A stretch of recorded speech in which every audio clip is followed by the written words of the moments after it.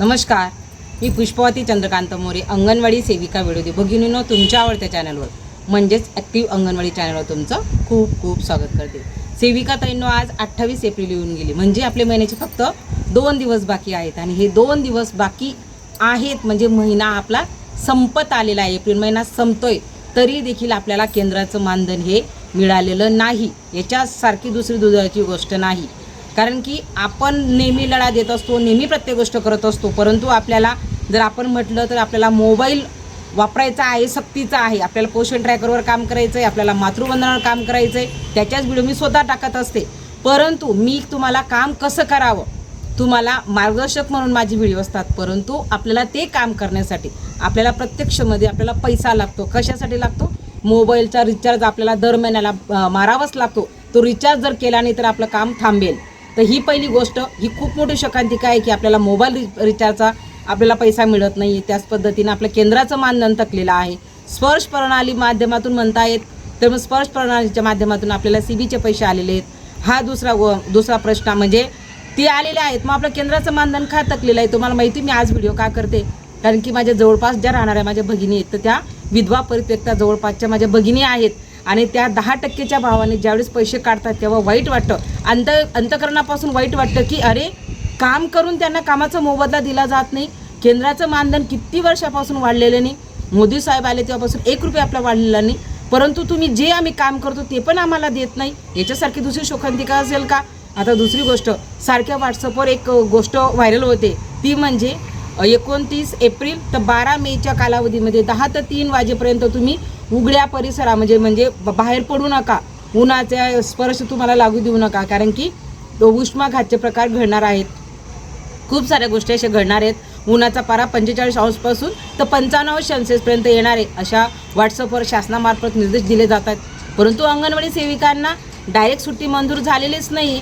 खूप अशा गोष्टी आहेत, केंद्राचं मानधन असेल, आपला प्रोत्साहन भत्ता असेल, मार्चचा प्रोत्साहन भत्ता आपल्याला अजून मिळालेला नाही, आपल्या मोबाईल रिचार्जचे पैसे मिळत नाही, सीबीचे पैसे काही ठिकाणी 4000 मिळाले, काही ठिकाणी 3000 मिळाले, मोबाईल रिचार्ज आपल्याला 100 रुपये प्रमाणे मिळालेला आहे।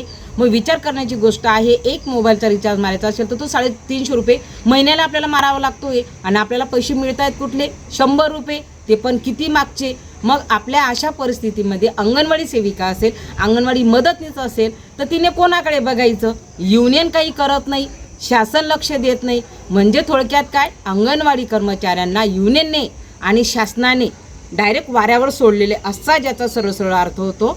तर कितपर्यंत आपण आपला प्रश्न निकाली काढायचा, काय करायचं, आपण कुठल्या पद्धतीने लढा द्यायचा म्हणजे आपला प्रश्न सुटेल।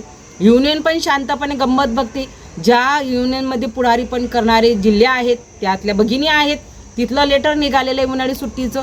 तापमानाचं टेम्परेचर पाहता आपल्या सगळ्यांना माहिती आहे की हे तापमान अचानक वाढलेलं नाही, याच्यासाठी पण एक सायंटिफिक रिझन आहे की आपला पूर्ण देश हा समुद्राने वेढलेला आहे, म्हणजे 3/4 जर म्हटलं तर आपल्या तिघीकडून पाणी आहे आणि समुद्रामध्ये ते जे असतं ते ठोकलं जाते, मधून वाफ निघते, त्याच्यामुळे उष्णताचा जो पारा आहे तो वाढतच जाणार आहे, दिवसेंदिवस हा वाढणारच आहे।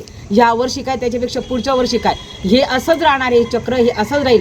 परंतु आपल्याला मात्र उन्हाळी सुट्टी ही 1 महिन्याची मिळणार नाही, खेदाची गोष्ट आहे। त्याच्यामुळे ताईंनो, मला वाटतं की माझ्या जवळपासच्या परिसरामध्ये मी जे पाहते, ज्या माझ्या भगिनींच्या शोकांतिका पाहते, मला असं वाटतं की आता युनियनने खूप मोठं पाऊल उचलणं महत्त्वाचं। युनियन जोपर्यंत पाऊल उचलत नाही, कारण की युनियनने याच्यामध्ये पुढाकार घ्यायलाच पाहिजे की काही करा, केंद्राचं मानधन आम्हाला 5 तारखेच्या आत मिळालाच पाहिजे।